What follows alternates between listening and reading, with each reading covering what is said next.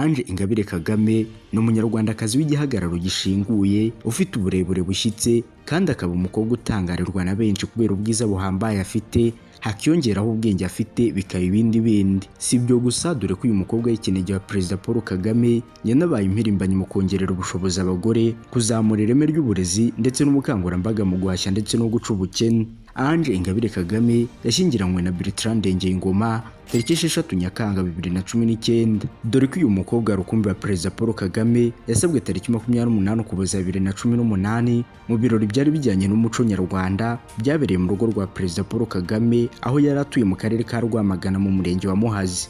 Kugeza kuri ubu bafitanye abana babiri. Imfura ya Ange Kagame na Bertrand Ngengoma yavutse tariki 19 Nyakanga 2020 yitwa Anaya Abende Ngengoma, akaba afite imyaka 4 y'amavuko. Ubuheta muri uyu muryango akaba umwuzukuru wa kabiri wa Perezida Paul Kagame yitwa Amalia